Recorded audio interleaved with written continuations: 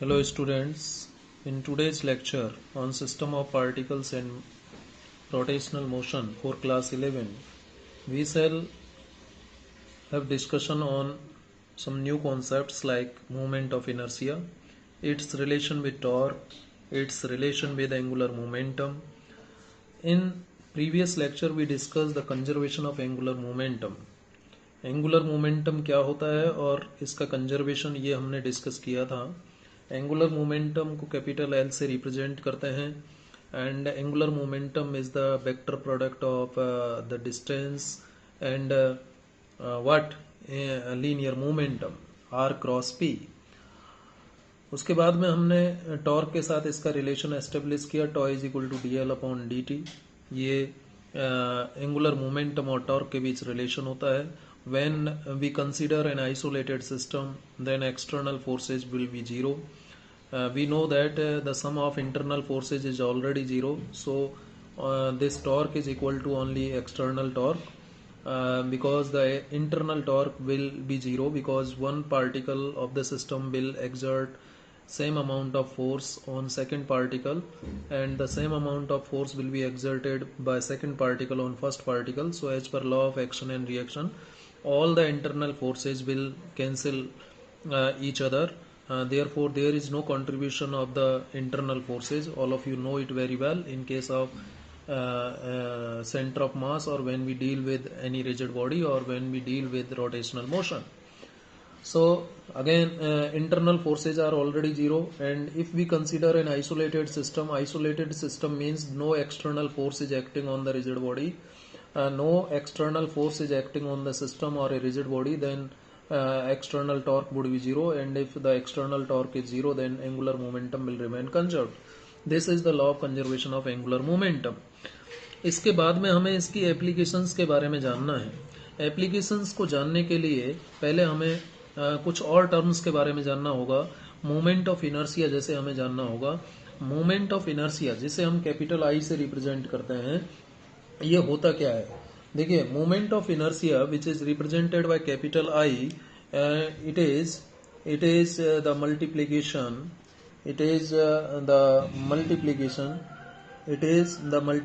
or we can say product. Moment of inertia is the product of total mass of a rigid body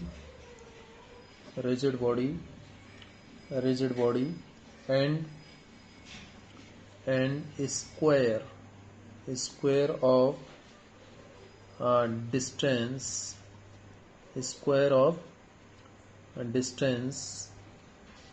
square of distance of all particles of that rigid body, right? That is we may write moment of inertia is equal to m into r square, where m is the mass of the rigid body, and obviously the mass of rigid body will be the sum of masses of all particles containing in the rigid body. Suppose this is the rigid body and there are various particles of mass m1, second particle of mass m2, third particle of mass m3.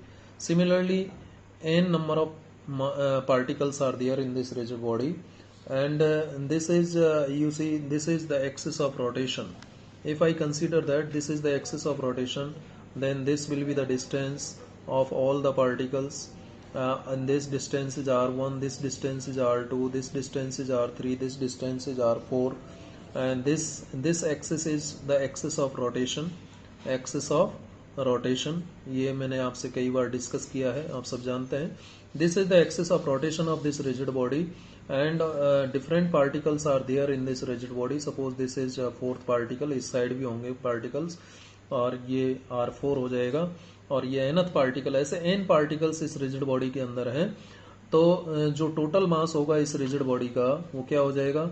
Total mass of the rigid body would be m1 plus m2 plus up to mn. ये हो जाएगा नहीं. और जो एक particle का यदि मैं कहूं, ये तो मैंने total moment of inertia define किया है। This is the total moment of inertia of this rigid body. Clear? Total moment of inertia for first particle यदि मैं बात करूं, for first particle moment of inertia क्या होगा, I1 मान लेते हैं फर्स्ट पार्टिकल के लिए। तो मास फर्स्ट पार्टिकल का m1 और डिस्टेंस एक्सिस ऑफ रोटेशन से उसका स्क्वायर ये हो जाएगा। सो यही तो लिखा है, it is the product of mass of A rigid body. तो यदि हम पूरी रिजिड बॉडी की बात करते हैं तो total mass of the rigid body and square of distance of all particles of that rigid body. ठीक है, इसे हम क्या कहते हैं, मोमेंट ऑफ इनर्शिया कहते हैं। ये मास और डिस्टेंस के स्क्वायर का मल्टीप्लीकेशन होता है। मास और डिस्टेंस के स्क्वायर का जो प्रोडक्ट होता है उसे हम मोमेंट ऑफ इनर्शिया कहते हैं, आई से रिप्रेजेंट किया जाता है। और यदि हम फर्स्ट पार्टिकल की बात करें तो फर्स्ट पार्टिकल का इतना मोमेंट ऑफ इनर्शिया हो जाएगा।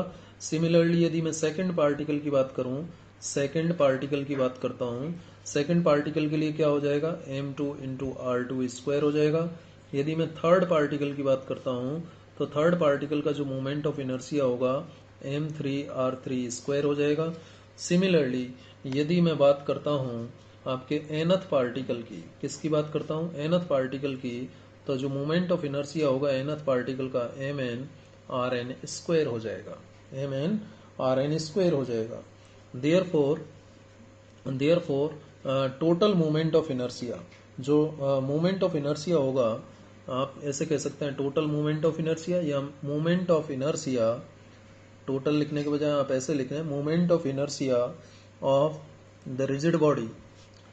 जो रिजिड बॉडी अभी हमने ऊपर देखी है, कंसीडर की है, इस रिजिड बॉडी का जो मोमेंट ऑफ इनर्शिया होगा बेटा, वो क्या होगा, ऑब्वियसली जो इंडिविजुअल पार्टिकल्स हैं उनके मोमेंट ऑफ इनर्शिया का सम होगा।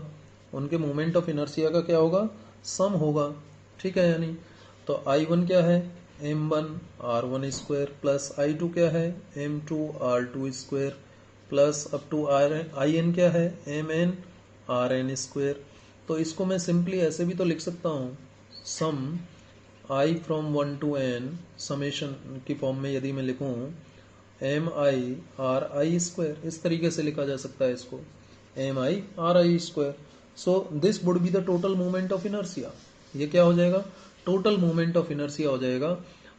यहाँ पर ये RI स्क्वायर जो जितनी भी डिस्टेंसेज हैं, फर्स्ट पार्टिकल का डिस्टेंस, सेकंड पार्टिकल का डिस्टेंस, थर्ड पार्टिकल का डिस्टेंस, ठीक है, सभी के डिस्टेंसेज के स्क्वायर का यदि हम सम कर दें तो उसे हम रेडियस ऑफ जायरेशन कहते हैं, जो मैं आगे आपको बताऊंगा। अभी सिंपली आप इतना ध्यान रखिए कि मोमेंट ऑफ इनर्शिया जो है किसका, मास, ये टोटल मोमेंट ऑफ इनर्शिया है। आप इसके बारे में ध्यान रखिए अभी। ठीक है, हालांकि जो ये समेशन ऑफ RI स्क्वायर है, इसको हम आगे रेडियस ऑफ जायरेशन से डिफाइन करेंगे, तब और ज्यादा डिटेल में हम बात करेंगे। तो अभी आपको इतना ध्यान रखना है कि moment of inertia is the product of mass and square of distances. ठीक है, तो जो भी यानी एक पार्टिकल का जितने भी पार्टिकल हैं उन सभी के मोमेंट ऑफ इनर्शिया का सम कर दें तो इस रिजिड बॉडी का मोमेंट ऑफ इनर्शिया आ जाएगा। ठीक है, अब यहाँ पर यूनिट की यदि मैं बात करूं, यूनिट क्या होगा, यूनिट की बात करूं तो देखिए mi क्या है, मास है, तो मास का यूनिट तो हो गया किलोग्राम, और ri क्या है, डिस्टेंस है, तो metre square, kilogram metre square, kilogram metre square. ये SI यूनिट हो गया, कौन सा यूनिट हो गया, SI यूनिट हो गया। ठीक है, kilogram metre square.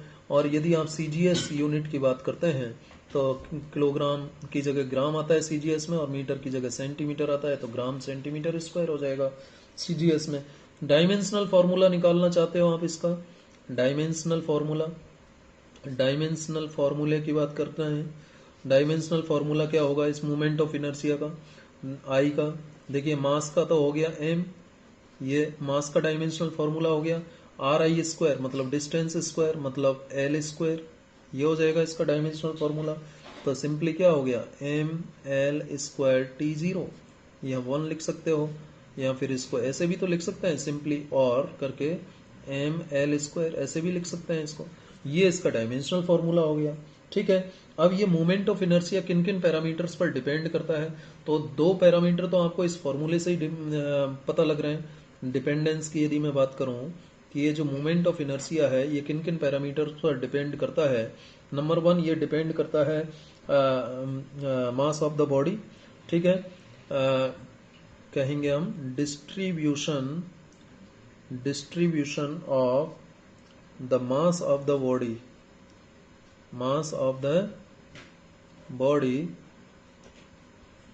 about the axis of rotation अब यहां पर मैंने लिखा है distribution of the mass about the axis of rotation. मैंने यहां पर लिखा है distribution of the mass of the body. देखिए, हो सकता है कि इधर कम मास हो और इधर ज्यादा मास हो। तो यदि चारों तरफ यूनिफॉर्म मास है, एक यूनिफॉर्म रिजिड बॉडी है, तो उस केस में उसका जो एक्सिस ऑफ रोटेशन है डेफिनेटली कहाँ होगा, सेंटर में होगा, और उसके रेस्पेक्ट में उसका मोमेंट ऑफ इनर्शिया निकल जाएगा। इन मासेज का किस तरीके से डिस्ट्रीब्यूशन हो रखा है इस पर डिपेंड करेगा। ठीक है, नंबर 1। नंबर 2, यदि मैं बात करूं तो डिस्टेंस जो है किसकी distance of the body, rigid body from the axis of rotation. ठीक है, डिस्टेंस पर डिपेंड करता है। Distance of rigid body from axis of rotation. Axis of rotation से रिजिड बॉडी का कितना डिस्टेंस है, यानी r पर डिपेंड करता है। ये मास हो गया, m पर डिपेंड करता है। सिमिलरली तीसरा पॉइंट यदि मैं कहूं तो जो एक्सिस ऑफ रोटेशन है उसका ओरिएंटेशन और पोजीशन क्या है। Orientation and the position orientation and the position of the axis of rotation axis of rotation का जो ओरिएंटेशन है और जो पोजीशन है, भाई ये एक्सिस ऑफ रोटेशन इस तरीके से है तो मोमेंट ऑफ इनर्शिया कुछ और होगा, इस तरीके से हो जाएगा तो कुछ और होगा, इस तरीके से होगा तो कुछ और होगा, यहाँ होगा तो कुछ और होगा, यहाँ होगा तो कुछ और होगा, सेंटर से पास होगा, सेंटर ऑफ मास से पास होगा तो कुछ और होगा, किसी और जगह से पास होगा तो कुछ और होगा। तो इसका ओरिएंटेशन क्या है एक्सिस ऑफ रोटेशन का, और इसकी पोजीशन क्या है, यानी ये कहाँ से पास हो रहा है। ठीक है, इस पर भी ये मोमेंट ऑफ इनर्शिया डिपेंड करता है। तो 3 पैरामीटर्स मैंने आपको बताए, इंपॉर्टेंट है। पहला तो distribution of mass of the body, ठीक है, और दूसरा distribution of rigid body from axis of rotation, और तीसरा मैंने आपको बताया orientation and position of axis of rotation. अब आप कहेंगे सर ठीक है, ये मोमेंट ऑफ इनर्शिया का हमने डेफिनेशन समझ लिया, what about the it's physical significance. इसका फिजिकल सिग्निफिकेंस क्या है, क्या इसका फिजिकल सिग्निफिकेंस है, तो उसे हम डिस्कस कर लेते हैं। फिजिकल सिग्निफिकेंस किसका, मोमेंट ऑफ इनर्शिया का। फिजिकल सिग्निफिकेंस क्या है, ये देखिए जो न्यूटन्स फर्स्ट लॉ है, न्यूटन्स फर्स्ट लॉ क्या कहता है, न्यूटन्स फर्स्ट लॉ जिसे आप लॉ ऑफ इनर्शिया के नाम से भी जानते हैं, basically law of inertia Galileo ने दिया था, जिसे न्यूटन ने अपना फर्स्ट लॉ कहा था। ठीक है, तो न्यूटन्स फर्स्ट लॉ में कहा कि if an object is at rest, it will be in rest, and if an object is in motion, it will be in motion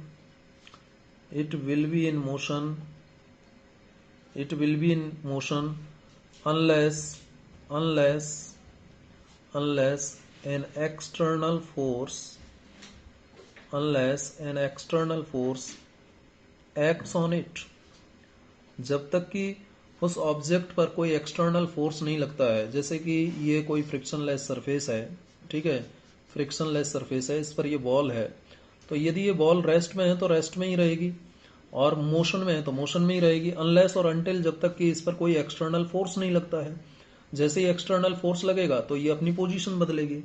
तो no object want to change its position at its own, कोई भी object खुद से अपनी position नहीं बदलना चाहता, ये न्यूटन्स फर्स्ट लॉ कहता है। ये बात हम अच्छे से जानते हैं। ठीक है, इसका मतलब जो लीनियर मोशन होती है, देखिए न्यूटन फर्स्ट लॉ में न्यूटन ने यह भी कहा था कि यदि एक छोटी बॉल है, यदि मास कम है तो उसका इनर्शिया कम होगा, है ना, लेस मास लेस इनर्शिया। ध्यान करो, ये बताया था न्यूटन ने, लेस मास लेस इनर्शिया, क्योंकि a property of an object due to which that object does not want to change its position at its own, this property of the object is known as inertia, जिसको मैंने आपको 3 type के बारे में बताया था, inertia due to rest, inertia due to motion, inertia due to direction. तो ये जो प्रॉपर्टी है इनर्शिया, ये प्रॉपर्टी ऑफ इनर्शिया किस पर डिपेंड करती है? मास पर डिपेंड करती है। ये बात ऑलरेडी न्यूटन ने बताई है थी। न्यूटन ने कहा था कि if mass is less inertia will be less, if mass is higher, if mass is higher, mass is higher यानी more mass more inertia, more mass more inertia, less mass less inertia. इसका मतलब inertia किस पर depend कर रही है? मास पर depend कर रही है। इनर्शिया किस पर डिपेंड कर रही है? मास पर डिपेंड कर रही है। इसका मतलब ये हुआ कि यदि आपको जब आप लीनियर मोशन की बात करते हैं, लीनियर मोशन की बात करते हैं, और यदि आपको किसी ऐसे ऑब्जेक्ट को मोशन में लाना है जिसका मास ज्यादा है, तो आपको कम फोर्स लगाना पड़ेगा या ज्यादा? ऑब्वियसली ज्यादा फोर्स लगाना पड़ेगा। भाई ये ऑब्जेक्ट है, ये इसका मास कम है, इसका मास मैं m1 मान लेता हूं, इसका मास m2 मान लेता हूं, और कहता हूं कि m1 is less than m2, तो मुझे फोर्स किस पर ज्यादा लगाना पड़ेगा? फोर्स किस पर ज्यादा लगाना पड़ेगा? डेफिनेटली F2 पर ज्यादा फोर्स लगाना पड़ेगा 1 के कंपैरिजन में। लगाना पड़ेगा या नहीं? इसको मोशन में लाना है तो इस पर जो F2 लगा रहे हो वो ज्यादा लगाना पड़ेगा, और F1 कम लगाने से ही काम चल जाएगा, क्योंकि इसका मास कम है तो कम फोर्स लगाने से ये मोशन में आ जाएगा या रेस्ट में आ जाएगा। और ये जो मास ज्यादा है, यदि ये ऑब्जेक्ट मोशन में है तो इसको रेस्ट में लाने के लिए ज्यादा फोर्स चाहिए, और यदि ये रेस्ट में है तो मोशन में लाना है तो आपको ज्यादा फोर्स चाहिए, मोशन में है रेस्ट में लाने के लिए तब भी ज्यादा फोर्स चाहिए। तो ज्यादा मास है तो ज्यादा फोर्स की जरूरत होगी उसको पोजीशन को बदलने के लिए, कम मास है तो कम फोर्स की जरूरत होगी। अब जहां ज्यादा फोर्स होगा, जहां ज्यादा फोर्स होगा वहां एक्सिलरेशन भी तो ज्यादा होगा बेटा। भाई उसका लीनियर एक्सिलरेशन भी तो ज्यादा होगा। अभी मैं केवल लीनियर मोशन की बात कर रहा हूं। किसकी बात कर रहा हूं बेटा? लीनियर मोशन की बात हो रही है, लीनियर मोशन की। लीनियर मोशन, लीनियर मोशन कहूं या फिर मैं कहूं ट्रांसलेशनल मोशन की। किसकी बात हो रही है? ट्रांसलेशनल मोशन की। ठीक है, ट्रांसलेशनल मोशन, ट्रांसलेशनल मोशन की मैं सिंपली बात कर रहा हूं। तो उस केस में ज्यादा एक्सिलरेशन के लिए हमें ज्यादा फोर्स लगाना पड़ेगा। ठीक है, तो इसका मतलब क्या हुआ कि ये जो एक्सिलरेशन है ये डिसाइड हो रहा है ऑब्जेक्ट के मास से। ऑब्जेक्ट के मास से। किससे डिसाइड हो रहा है? मास से। या फिर हम कह सकते हैं दैट इज, एक कंक्लूजन इससे ड्रॉ कर सकते हैं, that is mass of the body, mass of the body, mass of the body is a measure, is a measure of its inertia. उसके इनर्शिया का मेजर है। ठीक है, इनर्शिया ऑफ इट्स इनर्शिया। ठीक है, जो किसी बॉडी का मास है वो मेजरमेंट है किसका? किसका मेजरमेंट है? इनर्शिया का मेजरमेंट है। ये कंक्लूजन यहां पर ड्रॉ हुआ। अभी मैंने केवल आपसे लीनियर मोशन और ट्रांसलेशनल मोशन की बात की है, लेकिन but but but in case of rotational motion, rotational motion में क्या होगा? In case of rotational motion, in case of rotational motion, यदि मैं बात कर रहा हूं physical significance of movement of inertia की, तो समझने का प्रयास कीजिए। मैंने पहले आपको एग्जांपल दिया न्यूटन्स फर्स्ट लॉ, जिसको लॉ ऑफ इनर्शिया कहते हैं। और ये लॉ ऑफ इनर्शिया ये बताता है कि लीनियर मोशन और ट्रांसलेशनल मोशन के लिए less mass less inertia, more mass more inertia, and higher the mass higher would be higher force is required to change its position, lesser is the mass less force is required to change its position, and if higher force is required it means acceleration would be higher, lower the value of force it means acceleration would be lower. But it is applicable in case of linear or we can say translational motion. What about rotational motion? What about rotational motion? तो rotational motion में हम क्या करते हैं? Already हमने rotational motion को पढ़ा हुआ है। तो फोर्स की जगह कौन आ जाएगा? टॉर्क आएगा। फोर्स की जगह कौन आएगा? टॉर्क आएगा। रोटेशनल मोशन में जैसे मान लीजिए फैन का ही आप एग्जाम्पल ले लीजिए। ये आप फैन का एग्जाम्पल हम ले सकते हैं, ठीक है। फैन का एग्जाम्पल लीजिए, ये हमने फैन का एग्जाम्पल लिया और इस तरीके से फैन जो एक एक्सिस ऑफ रोटेशन के रेस्पेक्ट में ये फिक्स है,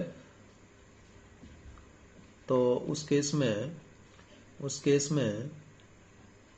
केस में देखिए ये एक फैन मान लीजिए और ये इसका एक्सिस ऑफ रोटेशन है। ये क्या है? एक्सिस ऑफ रोटेशन है, जिस एक्सिस के रेस्पेक्ट में, भाई इस रॉड से ये सस्पेंडेड है, कहाँ से? सीलिंग से, ठीक है। रूप से लटका हुआ है इस रॉड से, ये फिक्स है, तो ये एक्सिस ऑफ रोटेशन हो गया। इसके रेस्पेक्ट में ये रोटेशनल मोशन में है। जब रोटेशनल मोशन होती है ऑब्जेक्ट की, तो यहां पर इस फैन को रोटेशन में लाने के लिए किसकी जरूरत होती है? फैन को रोटेशन में लाने के लिए जरूरत होती है किसकी? टॉर्क की। टॉर्क की जरूरत होती है। टॉर्क इज रिक्वायर्ड, ठीक है। किसके लिए जरूरत है टॉर्क की? Torque is required to produce angular acceleration. अब यहां लीनियर एक्सिलरेशन नहीं आएगा, कौन सा आएगा? एंगुलर एक्सिलरेशन आएगा। एंगुलर एक्सिलरेशन अल्फा से रिप्रेजेंट कर सकते हैं हम एंगुलर एक्सिलरेशन को। और अल्फा होता क्या है भाई? जैसे कि एक्सिलरेशन क्या होता है? Rate of change of linear velocity, है ना। वैसे ही एंगुलर एक्सिलरेशन क्या होगा? D omega upon d T हो जाएगा। एंगुलर वेलोसिटी का रेट ऑफ चेंज जो है एंगुलर एक्सिलरेशन कहलाता है। एंगुलर वेलोसिटी का रेट ऑफ चेंज रेट क्या कहलाता है? एंगुलर एक्सिलरेशन कहलाता है, ठीक है। तो एंगुलर एक्सिलरेशन प्रोड्यूस करने के लिए हमें किसकी जरूरत होगी? रोटेशनल मोशन में टॉर्क की जरूरत होगी। किसकी जरूरत होगी? टॉर्क की जरूरत होगी। इसका मतलब ये हुआ कि कोई भी जो ऑब्जेक्ट है, बॉडी है, वो यदि रोटेट कर रही है, ठीक है, किसी एक्सिस के रेस्पेक्ट में, तो जो उसकी रोटेशनल मोशन है उसको खुद से वो चेंज नहीं कर सकती। रोटेशनल मोशन, जैसे ये फैन है, रोटेशनल मोशन में है, क्या खुद से रोटेट कर जाएगा? नहीं। क्या किसकी जरूरत होगी? टॉर्क की जरूरत होगी। किसकी जरूरत होगी? टॉर्क की जरूरत होगी। रोटेशनल पोजीशन में चेंज लाने के लिए हमें टॉर्क की जरूरत, जैसे कि हमने ट्रांसलेशनल मोशन में चेंज लाने के लिए फोर्स की जरूरत महसूस की, वैसे ही रोटेशनल मोशन में, रोटेशनल पोजीशन में चेंज लाने के लिए फोर्स की जगह हमें किसकी जरूरत होती है? टॉर्क की जरूरत होती है। और जैसे कि फोर्स लगाने से लीनियर एक्सिलरेशन प्रोड्यूस होता है, वैसे ही टॉर्क लगाने से क्या प्रोड्यूस हो रहा है? एंगुलर एक्सिलरेशन प्रोड्यूस हो रहा है। क्या प्रोड्यूस हो रहा है? Angular acceleration. तो वहां पर जहां पर ये जो इनर्सिया था, ये लीनियर इनर्सिया, और यहां पर जो इनर्सिया होगा वो कौन सा होगा? Rotational inertia. कौन सा इनर्सिया होगा यहां पर? Rotational inertia. भाई rotational inertia is inertia of this fan और a rigid body which is in rotational motion, right. किसी रोटेशनल मोशन में जो ऑब्जेक्ट होता है, बॉडी होती है, उसका रोटेशनल इनर्सिया का मतलब है कि खुद से वो रिजिड बॉडी और ऑब्जेक्ट रोटेशनल पोजीशन में चेंज नहीं लाना चाहता, ठीक है। रोटेशनल मोशन में चेंज लाने के लिए हमें टॉर्क की जरूरत होती है। किसकी जरूरत होती है? टॉर्क की जरूरत होती है। और इसी रोटेशनल इनर्सिया को हम क्या कहते हैं बेटा? मोमेंट ऑफ इनर्सिया कहते हैं। बात आपको समझ में आई होगी, बहुत ही इंपॉर्टेंट कॉन्सेप्ट मैंने आपको समझा दिया। इसी रोटेशनल इनर्सिया को हम क्या कहते हैं? मोमेंट ऑफ इनर्सिया कहते हैं, ठीक है। तो मोमेंट ऑफ इनर्सिया वही रोल प्ले करता है रोटेशनल मोशन में, जो कि मास प्ले करता है किसमें? लीनियर मोशन में। सो यहां लिख सकते हैं आप, thus we can say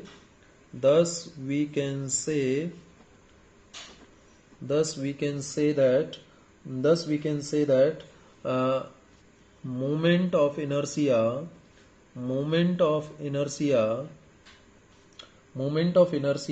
plays the same role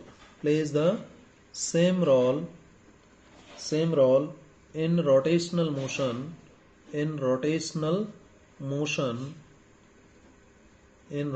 motion as mass plays in linear motion और ट्रांसलेशनल मोशन। समझ में आ गई बात? भाई मैंने आपको मोमेंट ऑफ इनर्सिया के बारे में पहले मैथमेटिकल कॉन्सेप्ट बताया, मोमेंट ऑफ इनर्शिया जिसे आप कैपिटल आई से रिप्रेजेंट करते हैं, mathematically it is the product of mass and square of distance, right, square of distance, and this distance is the distance of rigid body from axis of rotation. Rigid body का axis of rotation से distance है r. अब यदि एक rigid body if it is made up of A system of particles, it means it is having a number of particles in it, then the moment of inertia of this rigid body will be the sum of the moment of inertia of individual particles. So for example, first particle is having this much amount of moment of inertia, second is having this much amount, third is having this much amount, and another particle is having this much amount of moment of inertia. Then the total moment of inertia of the rigid body would be summation of mi into ri square. If you put I is equal to 1, then you will have the moment of inertia of first particle. If you put I is equal to 2, then you will have moment of inertia of second particle. Similarly, likewise, if you put I is equal to n, then you will have moment of inertia of nth particle. So this is the mathematical definition of moment of inertia, which is having SI unit kilogram meter square and CGS unit gram centimeter square. And this was the dimensional formula. And this moment of inertia, mathematically we can say that it depends on mass, distribution of mass of the rigid body, and number 2, it depends on distance of rigid body from axis of rotation, and number 3, the orientation and position of the axis of rotation. This was the mathematical concept. Then we had a discussion on its physical significance. मैंने आपको दोनों case लेकर के समझाए. Physical significance में पहले हमने linear motion का केस लिया, ट्रांसलेशनल मोशन का केस लिया, जिसमें न्यूटन्स फर्स्ट लॉ की हमने हेल्प ली. न्यूटन्स फर्स्ट लॉ, जिसे हम लॉ ऑफ इनर्शिया के नाम से भी जानते हैं, ये Newton's first law of inertia हमें कहता है कि less mass less inertia, more mass more inertia. It means if an object is having less mass, then we require less force to produce acceleration, means less acceleration will be produced. And if a rigid body or an object is having more mass, then more force is required to change its position. Means if you want to change the inertia, then a greater amount of force is required if you are having great amount of mass, large amount of mass, right? So we can say that the mass is the measurement of this inertia. Inertia कितना होगा किसी object का, ये किससे calculate हो पा रहा है? मास से. मास बता रहा है कि किस ऑब्जेक्ट का इनर्शिया कितना होगा. जिसका मास कम है उसका इनर्शिया कम होगा, जिसका मास ज्यादा है उसका इनर्शिया ज्यादा होगा. But it is about linear motion, and this inertia is linear inertia. But what about rotational motion? In case of rotational motion, you see inertia. In case of inertia, we know that it is the property of an object because of which that object does not want to change its position at its own. खुद से कोई भी object अपनी position नहीं बदलना चाहता. जैसे कि यहाँ लीनियर मोशन में, if you want to change the position of this object will not change its position at its own, खुद से नहीं बदलेगा. If you want to change, then you have to apply a certain amount of external force, right? Similarly, in case of rotational motion, this rigid body will not change its rotational position at its own. ये खुद से इसकी अपनी rotational position में change नहीं लाएगा.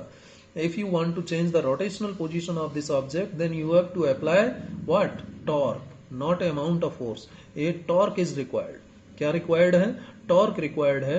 Torque की जरूरत होगी आपको rotational position में change लाने के लिए. And when you apply torque on this fan, then angular acceleration is produced. And the property of this rigid body, because of which this rigid body does not want to change its rotational position at its own, is known as rotational inertia. ये physical meaning हुआ.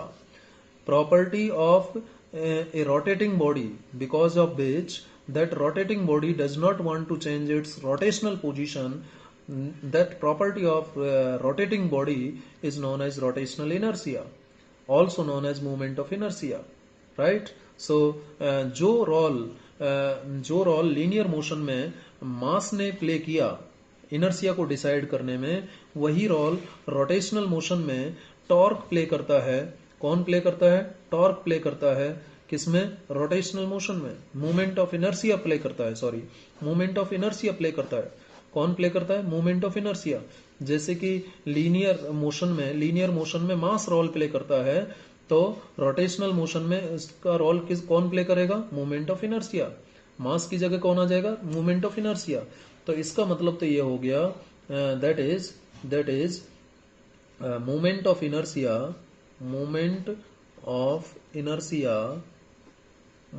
Inertia is rotational analogue of mass, है या नहीं? Rotational analogue of mass, rotational analogue है किसका? मास का। ठीक है, तो ये बात हुई मोमेंट ऑफ इनर्शिया की। उम्मीद है आपको अच्छे से समझ में आया होगा। आप देखिए ये जो फॉर्मूला है, ये फॉर्मूला भी आप थोड़ा ध्यान रखिए। इस फॉर्मूले को आप इस तरीके से भी लिख सकते हैं, इंटीग्रेशन की फॉर्म में लिखना पड़ेगा कई जगह हमें। टोटल मास को डीएम लिख देता हूँ और इसको आर स्क्वायर लिख देते हैं, इस तरीके से भी लिख देते हैं। ठीक है, और ये डेंसिटी की टर्म में यदि आपको लिखना है, डेंसिटी की टर्म में लिखना है, तो आप जानते हैं कि mass is equal to density into volume होता है ना? Density is equal to mass upon volume होता है ना? तो rho is density, d V is volume, d M is mass. तो density is equal to mass upon volume, तो mass is equal to density into volume. तो यहां से ये मोमेंट ऑफ इनर्शिया का फॉर्मूला आप इस तरीके से भी लिख सकते हैं, डीएम की जगह रो और आर स्क्वायर को पहले लिख लो और डीवी को बाद में लिख दो। तो ये भी फॉर्मूला एक मोमेंट ऑफ इनर्शिया का है, ये भी एक फॉर्मूला है। एक्स डायरेक्शन में निकालना चाहते हो तो एक्स स्क्वायर आ जाएगा। ठीक है, वाई डायरेक्शन में निकालना चाहते हो वाई स्क्वायर आ जाएगा। ठीक है, डेंसिटी आपको गिवन होगा। तो ये भी बात आप ध्यान रखिएगा। तो ये बात मैंने आपसे की मोमेंट ऑफ इनर्शिया की। अब देखिए, आप कहेंगे सर हम तो बात कर रहे थे law of conservation of angular momentum के एप्लीकेशंस की, तो ये बीच में जरूरत पड़ी हमें मोमेंट ऑफ इनर्शिया की। अभी इसके अलावा हमें ये भी जरूरत है कि what is the relation of angular momentum and moment of inertia. तो आगे हम पहले बात कर लेते हैं angular momentum and moment of inertia. Moment of inertia, इसके रिलेशन की भी बात करनी होगी, क्योंकि तभी जाके हमें applications of law of conservation of angular momentum समझ में आएंगे। ठीक है, relation between angular momentum and moment of inertia. अब देखिए, रिलेशन एस्टेब्लिश करने के लिए first I consider one rigid body. क्या कंसीडर करते हैं? रिजिड बॉडी कंसीडर करते हैं, and this one is the axis of rotation. ये क्या है? एक्सिस ऑफ रोटेशन, और इसकी एंगुलर वेलोसिटी मान लेता हूं ओमेगा है। ठीक है, एंगुलर वेलोसिटी ओमेगा है, और इसमें बहुत सारे पार्टिकल्स हैं। जैसे कि एक पार्टिकल यहां पर मान लेता हूं, एक पार्टिकल यहां पर मान लेता हूं, एक यहां पर मान लेता हूं। इसका पार्टिकल का मास m1, इसका मास m2, इसका मास m3। m1 का जो डिस्टेंस है एक्सिस ऑफ रोटेशन से वो r1, m2 का जो डिस्टेंस है वो r2, ऐसे ही m3 का जो डिस्टेंस है वो r3। ऐसे ही बहुत सारे इसमें पार्टिकल्स हैं। मान लीजिए nth पार्टिकल है तो ये rn डिस्टेंस हो जाएगा। क्या हो जाएगा? rn डिस्टेंस हो जाएगा। और ये आपकी हो गई axis of rotation, axis of rotation. ठीक है, एक्सिस ऑफ रोटेशन हो गई। अब देखिए, एंगुलर मोमेंटम यानी L का रिलेशन चाहिए मुझे I के साथ। मोमेंट ऑफ इनर्शिया का मतलब I, मोमेंट ऑफ इनर्शिया को आप I से रिप्रेजेंट करते हैं और एंगुलर मोमेंटम को L से रिप्रेजेंट करते हैं।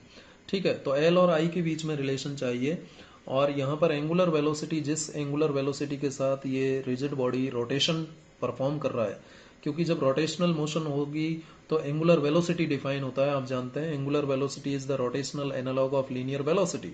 ठीक है, तो यहाँ रोटेशन में है तो ये एंगुलर वेलोसिटी की हम यहाँ बात करेंगे। अब देखिए, सिंस लीनियर वेलोसिटी, लीनियर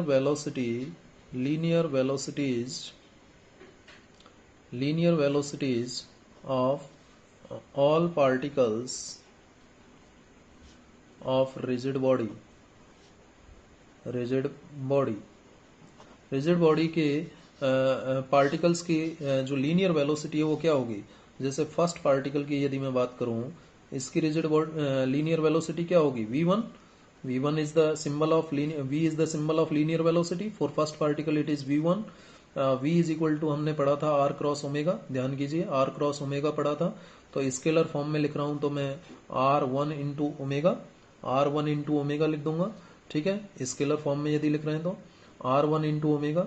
और सेकेंड पार्टिकल के लिए लीनियर वेलोसिटी यदि मैं लिखूं तो v2 और ये हो जाएगा r2 इंटू ओमेगा। सिमिलरली यदि मैं बात करूं nth पार्टिकल की, किसकी बात करूं, nth पार्टिकल की, तो nth पार्टिकल के लिए जो लीनियर वेलोसिटी आएगा वो vn और ये क्या हो जाएगा rn into omega, rn into omega हो जाएगा। ठीक है, अब फर्स्ट पार्टिकल के लिए लिखा, सेकंड के लिए लिखा, nth के लिए लिखा। ठीक है, तो जो एंगुलर यहाँ पर हम एंगुलर मोमेंटम निकालना चाहेंगे। एंगुलर मोमेंटम क्या होता है आप जानते हैं, r क्रॉस p होता है, यानी लीनियर मोमेंटम हमें चाहिए, लीनियर मोमेंटम भी चाहिए। देखिए रफ में यदि मैं बताऊं तो L इज इक्वल टू क्या होता है, r क्रॉस p होता है। और मोमेंट ऑफ इनर्शिया तो आप जानते ही हैं, m इंटू आर स्क्वायर होता है। तो देखिए r तो हमें पता है लेकिन p पता नहीं है, तो इंडिविजुअल पार्टिकल्स का पहले हमें लीनियर मोमेंटम पता करना पड़ेगा, जिससे कि हम इंडिविजुअल पार्टिकल्स का एंगुलर मोमेंटम पता कर पाए। और लीनियर मोमेंटम पता करने के लिए हमने linear velocities in terms of angular velocity पता कर ली। देखिए मैंने ओमेगा को चेंज नहीं किया। ओमेगा चेंज होता है क्या, रोटेशनल मोशन में सभी पार्टिकल्स सेम एंगुलर वेलोसिटी से मूव करते हैं, ये बात आपको ध्यान होगी। ठीक है, ये बात आपको ध्यान होना चाहिए कि रोटेशनल मोशन में ओमेगा क्या होता है, D theta upon d T होता है। अब इसमें ये जो डी थीटा है, चाहे पार्टिकल ये है चाहे ये है, जो एंगल में चेंज आएगा सभी पार्टिकल्स के लिए सेम आता है रोटेशनल मोशन में। तो ओमेगा सभी पार्टिकल्स का सेम रहेगा रिजिड बॉडी के रोटेशन के समय। ठीक है, तो ओमेगा सेम है इसलिए ओमेगा को सेम लिख दिया है मैंने। ठीक है, नाउ लीनियर मोमेंटम की बात करूं, लीनियर मोमेंटम जो होगा फर्स्ट पार्टिकल के लिए क्या होगा, फर्स्ट पार्टिकल की यदि मैं बात करूं, फर्स्ट पार्टिकल के लिए लीनियर मोमेंटम p1। ठीक है, p1 is equal to m1 v1, यही होगा m1 v1 और v1 की वैल्यू आपको पास है ही r1 ओमेगा। तो p1 की वैल्यू क्या आ गई, m1 r1 ओमेगा, ये आ गई। ये फर्स्ट पार्टिकल का लीनियर मोमेंटम आ गया m1 v1 और v1 की जगह वैल्यू रख दी हमने, तो ये फर्स्ट पार्टिकल का आ गया। सेकंड पार्टिकल के लिए लीनियर मोमेंटम में देखूं तो सेकंड पार्टिकल के लिए लीनियर मोमेंटम p2 क्या होगा, m2 v2 होगा। ठीक है, m2 v2, तो यहां से p2 is equal to m2 v2 की जगह क्या लिखेंगे, r2 इंटू ओमेगा। तो क्या आ जाएगा p2 की value m2 r2 into omega आ जाएगा। ठीक है या नहीं। अब यहां से मैं थर्ड पार्टिकल के लिए लिखूं तो similarly for third particle linear momentum क्या हो जाएगा, सीधे लिख सकते हैं m3 r3 इंटू ओमेगा। और सिमिलरली यदि मैं बात करता हूं nth पार्टिकल के लीनियर मोमेंटम की, तो ये क्या हो जाएगा mn rn into omega. nth particle का भी एंगुलर वेलोसिटी वही रहेगा। ठीक है, nth पार्टिकल का भी एंगुलर वेलोसिटी वही रहने वाला है। तो इस तरीके से हम लीनियर मोमेंटम पता कर सकते हैं। अब लीनियर मोमेंटम पता हो गया तो एंगुलर मोमेंटम हमें पता चल जाएगा। Angular momentum therefore angular momentum क्या होगा, देखिए फर्स्ट पार्टिकल का एंगुलर मोमेंटम यदि मैं बात करूं फर्स्ट पार्टिकल के लिए, तो मैं वेक्टर फॉर्म में नहीं लिख रहा हूं। मैं फर्स्ट पार्टिकल का एंगुलर मोमेंटम क्या लिखूंगा, r क्रॉस p होता है तो r1 p1 ऐसे लिखूंगा। ठीक है, r1 p1 लिखूंगा और p1 की वैल्यू मेरे पास है m1 r1 ओमेगा। तो ये क्या आ जाएगा, m1 r1 स्क्वायर ओमेगा आ गया। अब m1 r1 स्क्वायर ओमेगा क्या है आप सब जान रहे होंगे। ठीक है, ये आपको समझ में आ रहा होगा। चलिए इसको हम बाद में लिख लेंगे, ये L1 आ गया। ठीक है, अब सेकंड पार्टिकल के लिए यदि मैं बात करूं तो एंगुलर मोमेंटम कितना आ जाएगा सेकंड पार्टिकल का, L2 is equal to R2 P2 होगा। R2 P2 की वैल्यू रखेंगे M2 R2 ओमेगा, तो ये आ जाएगा M2 R2 square omega. Similarly for nth particle के लिए यदि एंगुलर मोमेंटम लिखूं तो क्या आएगा Mn Rn स्क्वायर ओमेगा। आपको समझ में आ रहा होगा डेफिनेटली, मुझे पूरी उम्मीद है। ठीक है, ये Ln nth पार्टिकल का एंगुलर मोमेंटम आ गया। अब मैं टोटल एंगुलर मोमेंटम निकालना चाहता हूं इस रिजिड बॉडी का। इस रिजिड बॉडी का टोटल एंगुलर मोमेंटम चाहिए, तो इंडिविजुअल पार्टिकल्स का जो एंगुलर मोमेंटम है उसका क्या करते हैं, सम कर देते हैं। तो therefore total angular momentum of rigid body कितना होगा? L is equal to L1 plus L2 कहाँ तक? nth पार्टिकल तक। ठीक है, L1 कितना था? M1 R1 square omega. L2 कितना था? M2 R2 square omega plus up to Mn Rn square omega. यही तो आएगा। अब देखिए जरा, अब मैं इसमें से ओमेगा को तो कॉमन ले सकता हूँ और अंदर वाले को लिख सकता हूँ I from 1 to n MI square, ये लिख सकता हूँ और ओमेगा को बाहर ले सकता हूँ। ऐसा लिखा जा सकता है। 1 रखोगे तो पहले वाली ये स्टेप आ जाएगी, 2 रखोगे तो ये वाली स्टेप आ जाएगी, n रखोगे तो ये वाली स्टेप आ जाएगी। ठीक है, तो ये summation I from 1 to n ऐसे लिखा।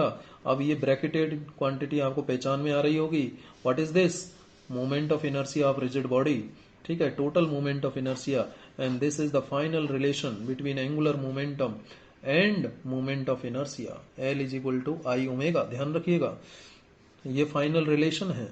L is equal to I omega. ठीक है, L is equal to I omega. L is equal to I omega. तो देखिए, L हमेशा कांस्टेंट होता है। एंगुलर मोमेंटम हमने ऑलरेडी पढ़ा है कि एंगुलर मोमेंटम हमेशा कांस्टेंट होता है। एंगुलर मोमेंटम क्या होता है? हमेशा कांस्टेंट होता है। जब एंगुलर मोमेंटम हमेशा कांस्टेंट होता है तो देखिए, since angular momentum of an isolated system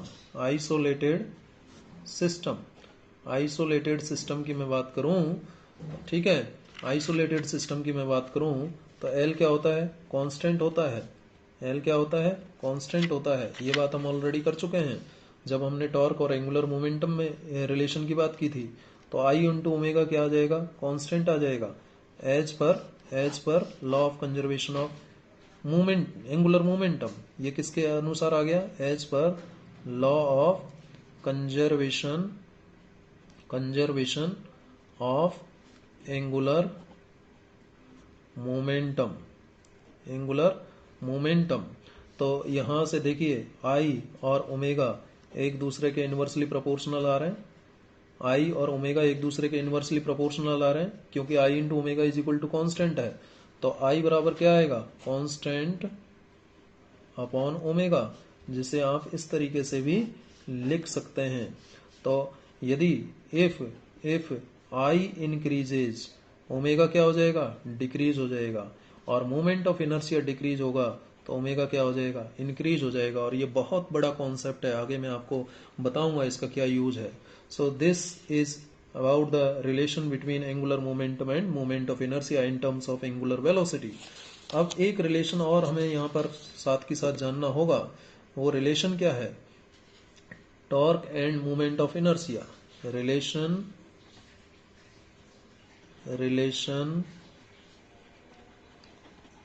between torque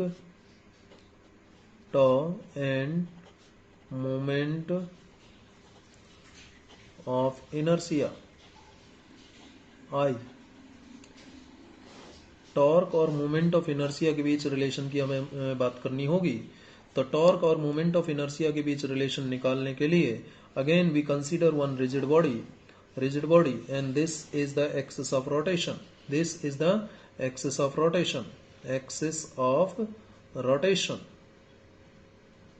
ठीक है, एक्सिस ऑफ रोटेशन है ये। और ये इसकी जो एंगुलर वेलोसिटी है, मान लीजिए ओमेगा है, और जब एंगुलर वेलोसिटी ओमेगा है तो एंगुलर एक्सिलरेशन अल्फा हो जाएगा, D omega upon d t, ये होता है एंगुलर एक्सिलरेशन की हमें यह जरूरत होगी। ठीक है, क्योंकि इसकी टर्म में हमें निकालना पड़ेगा टॉर्क और मोमेंट ऑफ इनर्शिया के बीच रिलेशन। तो ओमेगा ये होता है, एंगुलर एक्सिलरेशन ये होता है। एंगुलर एक्सिलरेशन का यूनिट क्या होगा भाई? ओमेगा का यूनिट होता है रेडियन पर सेकंड, तो इसका हो जाएगा रेडियन पर सेकंड स्क्वायर। ठीक है, नहीं, रेडियन पर सेकंड अपॉन सेकंड, रेडियन पर सेकंड स्क्वायर, ये इसका एंगुलर एक्सिलरेशन हो जाएगा इस रिजिड बॉडी का। यहाँ पर ये मान लीजिए पार्टिकल 1 है, ये मान लेता हूँ पार्टिकल 2 है। ऐसे ही बहुत सारे पार्टिकल इस रिजिड बॉडी के अंदर हैं, ठीक है, बहुत सारे पार्टिकल हैं, मान लीजिए n पार्टिकल्स हैं। ये डिस्टेंस यही करते आ रहे हैं हम अभी, ये तो आपको समझ में आ रहा होगा। ये r1 r2 r3 rn क्या है, डिस्टेंस है पार्टिकल्स की। कहाँ से, एक्सिस ऑफ रोटेशन से। अब देखिए यहाँ पर सबसे पहले मुझे पता करना होगा कि टॉर्क क्या होगा, ठीक है। टॉर्क निकालना पड़ेगा फर्स्ट पार्टिकल के लिए, सेकंड पार्टिकल के लिए, थर्ड पार्टिकल के लिए, फिर टोटल टॉर्क निकालना होगा, ठीक है। तो टॉर्क,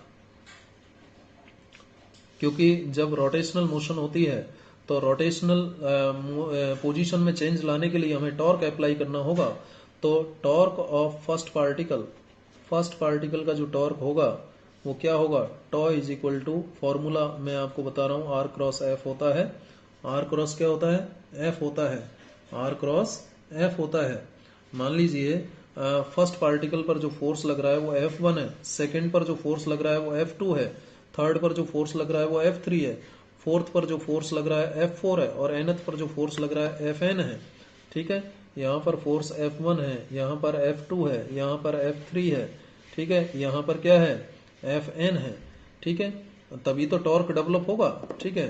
तो R1 क्रॉस F1, इसको यदि ये तो वेक्टर फॉर्म में हो गया, ये किस में हो गया, वेक्टर फॉर्म में। स्केलर फॉर्म में लिखें तो इसको सिंपली आप R1 F1 लिख सकते हैं। क्या लिख सकते हैं, R1 F1। अब देखिए यहाँ पर F1 क्या होगा, F1 क्या होगा, F1 को यदि मैं लिखूं यहाँ पर तो F1 हो जाएगा, F1 क्या होता है, M1 A1 लीनियर एक्सिलरेशन की टर्म में, और M1 क्या है, सॉरी A1 क्या है, व्हाट इज A1, ये जो लीनियर एक्सिलरेशन है, यदि इसको एंगुलर एक्सिलरेशन की टर्म में लिखा जाए तो कैसे लिखा जाएगा, लीनियर एक्सिलरेशन को यदि एंगुलर एक्सिलरेशन की टर्म में आप लिखना चाहते हैं, लीनियर एक्सिलरेशन को एंगुलर एक्सिलरेशन की टर्म में लिखना चाहते हैं, तो देखिए मैं आपको एक रफ में एंगुलर एक्सिलरेशन और लीनियर एक्सिलरेशन के बीच रिलेशन की बात कर लेता हूँ। देखिए आप जानते हो v इज इक्वल टू क्या होता है, r क्रॉस ओमेगा होता है, r क्रॉस ओमेगा होता है। तो यदि आप dv अपॉन dt इसका निकालते हो, dv अपॉन dt, तो d upon dt r cross omega हो जाएगा, ठीक है या नहीं। तो इसको लिखेंगे, पहले हम r का करते हैं, dr upon dt cross omega, u into v वाले मेथड से कर रहे हैं, फिर r का नहीं करेंगे प्लस करके, फिर ओमेगा का करेंगे, D omega upon d T हो जाएगा। अब आप जानते हैं ये v हो गया, ये क्या हो गया, v हो गया, ठीक है। और ये आपका dv अपॉन dt है, और dv अपॉन dt को मैं a लिख देता हूँ, क्या लिख देता हूँ, a लिख देता हूँ। और ये v, ये क्रॉस ओमेगा, ठीक है, v क्रॉस ओमेगा, प्लस ये r क्रॉस, ये क्या हो गया, अल्फा हो गया, ये क्या हो गया, अल्फा, अल्फा हो गया ना, एंगुलर एक्सिलरेशन। अब देखिए आप जानते हैं, क्या जानते हैं आप, कि जो v होता है r ओमेगा के बराबर होता है। v की वैल्यू क्या होती है, r ओमेगा। तो v की जगह r ओमेगा रखें तो r ओमेगा क्रॉस ओमेगा ये आ जाएगा, प्लस r क्रॉस एल्फा आ जाएगा, ठीक है, यानी r क्रॉस एल्फा आ जाएगा। तो ये टर्म तो जीरो हो गया, ये टर्म तो आपका जीरो हो गया, ये तो जीरो हो गया, प्लस r क्रॉस एल्फा ये आ गया। तो a की वैल्यू क्या आ गई, लीनियर एक्सिलरेशन बराबर आ गया r क्रॉस एंगुलर एक्सिलरेशन। ये रिलेशन यहाँ से निकल के आया, ये रिलेशन यहाँ से निकल के आया, ये फाइनल रिलेशन है a और r एल्फा के बीच में। यानी एक्स स्केलर फॉर्म में लिखोगे तो a is equal to r into alpha होगा, a is equal to r into alpha. तो ये रिलेशन भी आप ध्यान रख लेना, ये भी कई बार एग्जाम में पूछ लेता है 1 मार्क या 2 मार्क में। ये मैंने आपको रफ में बता दिया, रिलेशन बिटवीन किस किस के बीच हो गया बेटा, a linear acceleration and alpha angular acceleration, a और एल्फा के बीच रिलेशन की बात हो गई है, ठीक है। ये भी आप ध्यान रखिएगा आवश्यक रूप से। चलिए तो a1 की जगह हम क्या लिख सकते हैं, r1 m1, a1 की जगह क्या लिखूंगा मैं, r इंटू एल्फा होता है a, तो r1 इंटू एल्फा 1 हो जाएगा, r1 इंटू एल्फा 1 हो जाएगा, क्या हो जाएगा, r1 इंटू एल्फा 1 हो जाएगा, ठीक है, r1 इंटू एल्फा 1। अब अल्फा 1 होगा या कुछ और होगा? देखिए एंगुलर वेलोसिटी कांस्टेंट है पूरे सभी पार्टिकल्स के लिए। इसकी एंगुलर वेलोसिटी वही है, इसकी भी वही है, इसकी भी वही है, इसकी भी वही है। तो क्या सभी की इसकी एंगुलर वेलोसिटी ओमेगा है, इसकी एंगुलर वेलोसिटी ओमेगा है, इसकी एंगुलर वेलोसिटी ओमेगा है, इसकी एंगुलर वेलोसिटी ओमेगा है। तो क्या इनका सबका जो एक्सिलरेशन है वो सेम नहीं होगा? अल्फा अल्फा, इसका भी एक्सिलरेशन अल्फा होगा, ध्यान रखिए, इसका भी एक्सिलरेशन अल्फा होगा। तो अल्फा को तो अल्फा ही लिखेंगे, ठीक है। तो ये क्या निकल के आ गया? m1r1 स्क्वायर अल्फा, ये निकल के आ गया। ये τ1 का वैल्यू आया। फर्स्ट पार्टिकल के लिए हमने क्या निकाल लिया? टॉर्क निकाल लिया, फर्स्ट पार्टिकल का टॉर्क निकाल लिया। सेकंड पार्टिकल के लिए लिखें, सेकंड पार्टिकल के लिए टॉर्क क्या होगा? सेकंड पार्टिकल की मैं बात करूं तो टॉ की जगह τ2 हो जाएगा, τ1 की जगह, और ये m1 की जगह m2 हो जाएगा, r1 की जगह r2 स्क्वायर हो जाएगा, और अल्फा एज इट इज रहेगा। सिमिलरली यदि nth पार्टिकल की बात करें, nth पार्टिकल की बात करेंगे तो τ2 की जगह τn हो जाएगा, और ये हो जाएगा mn rn स्क्वायर अल्फा, ये हो जाएगा, ठीक है। अब टोटल टॉर्क कितना होगा? इन सबको सम जोड़ देंगे, इन सबको सम कर देंगे। तो टोटल टॉर्क जो आएगा यहाँ पर, total torque, therefore total torque, total torque, ठीक है, total torque tau is equal to क्या होगा? τ1 फर्स्ट पार्टिकल का टॉर्क, सेकंड पार्टिकल का टॉर्क, ऐसे ही nth पार्टिकल का टॉर्क। फर्स्ट पार्टिकल का कितना है? m1r1 स्क्वायर अल्फा, ठीक है, और सेकंड का कितना है? m2r2 square alpha, plus nth particle का कितना है? mn स्क्वायर अल्फा, ठीक है। अब यहाँ पर देखिए, इसको मैं क्या लिख सकता हूँ? i from 1 to n mi square लिख सकता हूँ या नहीं? और अल्फा को कॉमन ले लेता हूँ। अब जो ब्रैकेट में है वो क्या है? मोमेंट ऑफ इनर्शिया है, इसके बारे में तो आप अच्छे से जानते ही हैं। तो टॉ इज इक्वल टू क्या आ गया बेटा? i into alpha. ये रिलेशन आ गया किसके बीच? आपका टॉर्क और एंगुलर एक्सिलरेशन, या टॉर्क और मोमेंट ऑफ इनर्शिया के बीच में रिलेशन आ गया। टॉर्क और मोमेंट ऑफ इनर्शिया के बीच हमने ये रिलेशन निकाल लिया। ये भी आप ध्यान रखिएगा, ये भी कई बार एग्जाम में पूछ लिया जाता है, ठीक है। अब एक और कॉन्सेप्ट, अभी मैं एग्जाम्पल पर जाऊंगा, लेकिन उससे पहले और छोटा सा एक आपको डेरिवेशन समझा देता हूं। Power associated with torque, torque के साथ कौन सी पावर एसोसिएट होती है?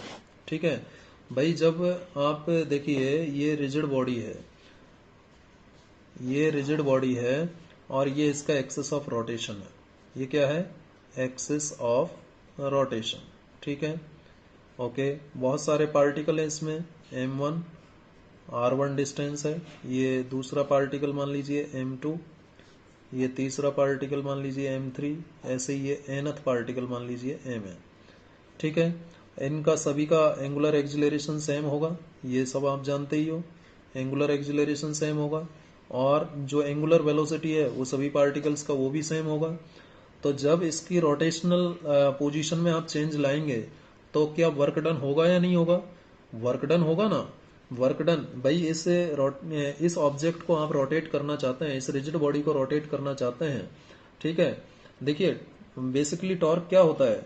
जैसे ये रॉड है, ये रॉड है ये, ठीक है, ये रॉड है, और इस रॉड को मैंने यहाँ से फिक्स कर दिया। अब इस रॉड को रोटेशन में लाना है तो मुझे यहाँ पर फोर्स लगाना पड़ेगा। क्या लगाना पड़ेगा? फोर्स लगाना पड़ेगा। तो जब किसी रोटेशन लाने के लिए जब हमें सिंगल फोर्स की जरूरत होती है तो उसे हम टॉर्क कहते हैं। क्या कहते हैं? टॉर्क। जैसे कोई आप जो क्या नाम से क्या होते हैं ये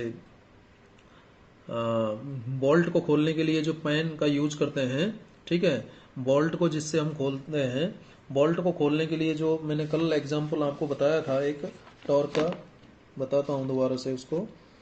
बोल्ट को खोलने के लिए ये देखिए, ये एग्जांपल मैंने आपको कल बताया था। ये बोल्ट है और इसको इससे खोलना है, इससे खोलना है, तो आपको इसको एंटी क्लॉकवाइज घुमाना पड़ेगा। तो सिंगल फोर्स लग रहा है, यहां भी सिंगल फोर्स लग रहा है, तो ये टॉर्क है। क्या है? ये टॉर्क है।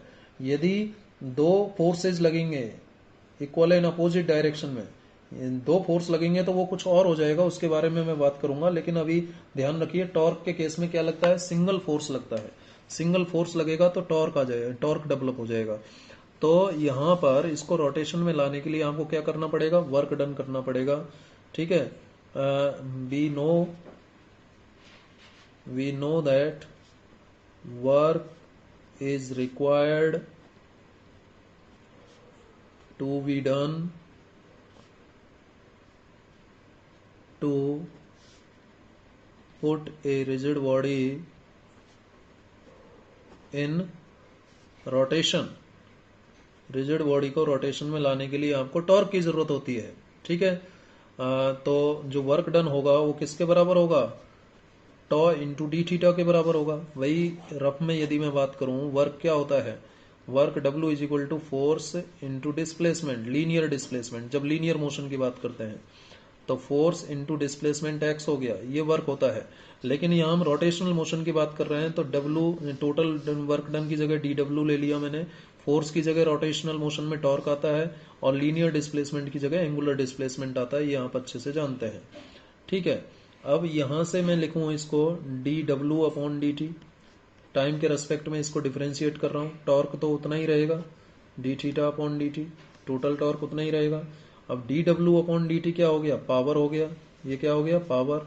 और ये डी थीटा अपॉन dt आप जानते होंगे, ओमेगा हो गया। क्या हो गया, ओमेगा, जिसको आप ऐसे भी लिख सकते हो, power is equal to omega into tau. तो ये रिलेशन भी आप आवश्यक रूप से याद रखिएगा। ठीक है, ये भी रिलेशन आपको ध्यान होना चाहिए, पावर और टॉर्क के बीच, पावर एसोसिएटेड विद टॉर्क, ये रिलेशन भी आप ध्यान रखिएगा। तो मैंने आपको बहुत सारे रिलेशन बताए हैं यहाँ पर, पावर और टॉर्क के बीच बता दिया है ना, टॉर्क और मोमेंट ऑफ इनर्शिया के बीच बता दिया, एंगुलर मोमेंटम और मोमेंट ऑफ इनर्शिया के बीच बताया। अब हम एप्लीकेशंस को डिस्कस कर सकते हैं, applications of law of conservation of angular momentum, इनको हम डिस्कस कर सकते हैं आराम से, अब ये हमें समझ में आ जाएंगी। तो फर्स्ट एप्लीकेशन देखिए, जो सर्कस एक्रोबर्ट होता है, सर्कस आपने देखा होगा कभी, लाइव नहीं देखा हो तो टीवी पर आपने कभी देखा होगा। सर्कस एक्रोबेट जो होते हैं, मेल या फीमेल जो भी होते हैं, ठीक है, जो एथलीट होते हैं, जो सर्कस परफॉर्म करते हैं, तो उस केस में आपने देखा होगा बेटा। देखिए, जैसे मैं एक फोटो आपको दिखाता हूँ, इस फोटो को यदि आप देखते हैं तो ये सर्कस एक्रोबेट है, एक सर्कस एथलीट है। तो देखिए, इस लड़की ने जब पैरों को एक साथ में रखा हुआ है और हाथों को फैला दिया, जब एक ये डांस करते हुए आपने देखा होगा, तो इस केस में इनकी स्पीड कम हो जाएगी, और जब ये हाथ पैरों को पास पास ले आएंगे तो स्पीड बढ़ जाएगी। ऐसा आपने देखा होगा, बहुत बार देखा होगा। ठीक है, क्योंकि जब हाथों को फैलाया, ठीक है, तो मूवमेंट ऑफ इनर्शिया ज्यादा हो जाएगा, क्योंकि आर बढ़ेगा और आर बढ़ने से आई बढ़ जाएगा, और जब आई बढ़ता है तो ओमेगा क्या हो जाएगा, कम हो जाएगा। आई और ओमेगा में इनवर्स रिलेशन होता है, ये भी मैंने आपको बताया हुआ है। ठीक है, वैसे ही यहाँ पर क्या हुआ, जब हाथ पैरों को पास पास लिया है तो आर कम हो गया, आर कम होने से आई कम हो गया, और उससे ओमेगा बढ़ जाएगा। लेकिन हमेशा L is equal to I into omega होता है, यानी आई बढ़ेगा तो ओमेगा कम होगा, और आई कम होगा तो ओमेगा बढ़ेगा, यानी एल हमेशा कांस्टेंट रहेगा। इसलिए यहाँ पर देखिए, आई स्मॉल है तो एल को कांस्टेंट रखने के लिए ओमेगा को बढ़ना होगा, इसलिए स्पीड यहाँ पर बढ़ जाएगी, एंगुलर वेलोसिटी। और यहाँ पर एंगुलर वेलोसिटी कम होगी, क्योंकि यहाँ पर मोमेंट ऑफ इनर्शिया बढ़ गया, तो उस केस में आपको ओमेगा यानी एंगुलर वेलोसिटी कम हो जाएगी। आप कभी रिवॉल्विंग चेयर पर बैठे होंगे, रिवॉल्विंग चेयर पर आप बैठिए, कभी आप लाइव आप ये चीज देख सकते हैं। रिवॉल्विंग चेयर पर जब आप बैठते हैं, आप अपने दोस्त को कहिए आपको घुमा दें, तो आप देखिए, जब आप अपने हाथ पैरों को पास पास ले आएंगे, एकदम पैरों के ऊपर हाथों को रख लीजिए और पैरों को भी चेयर पर रख लीजिए, तो आपकी स्पीड बढ़ जाएगी। और यदि आप स्पीड को कम करना चाहते हैं, एंगुलर वेलोसिटी को कम करना चाहते हैं, रोटेशन को कम करना चाहते हैं, तो उस केस में आपको क्या करना होगा, उस केस में आपको अपने हाथ पैरों को फैलाना होगा। तो हाथ पैरों को फैलाओगे तो ये मान लीजिए व्यक्ति है, ड्राइंग, यदि हाथ पैर फैला रखे हैं, ये हाथ पैर फैला रखे हैं, तो आर बढ़ जाएगा। क्या बढ़ जाएगा, आर बढ़ जाएगा, आर इंक्रीज हो जाएगा, आर इंक्रीज होता है, आर इंक्रीज होता है, ठीक है, आर इंक्रीज होता है तो आई इंक्रीज हो जाएगा। आई इंक्रीज हो जाएगा ना, आर इंक्रीज होगा तो आई इंक्रीज होगा, क्योंकि I is equal to M into R square होता है। और जब आई इंक्रीज होता है तो ओमेगा क्या हो जाएगा, डिक्रीज हो जाएगा। तो इस केस में एंगुलर वेलोसिटी डिक्रीज होगी, ठीक है। लेकिन जब हाथ पैर ये हाथ भी मान लीजिए ऐसे आ गए, यहीं पास में आ गए, तो आर क्या हो गया, यहाँ पर आर डिक्रीज हो गया, आर क्या हो गया, डिक्रीज हो गया। और आर जब डिक्रीज हो जाएगा तो आई क्या हो जाएगा, इंक्रीज हो जाएगा।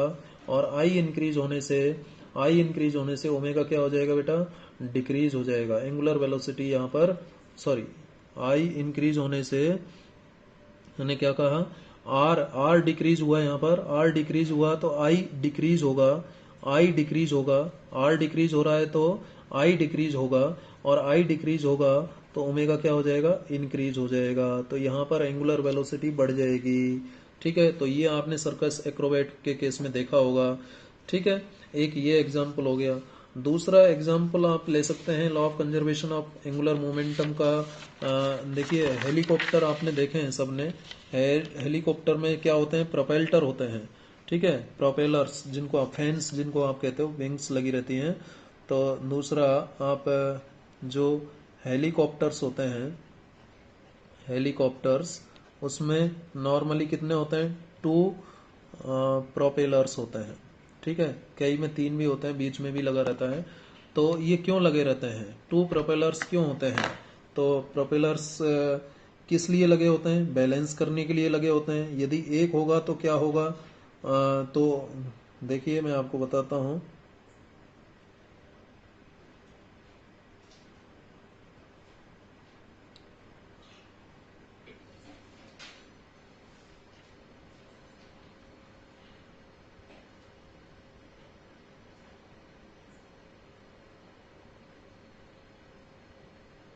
जस्ट ए मिनट बेटा, बता रहा हूँ।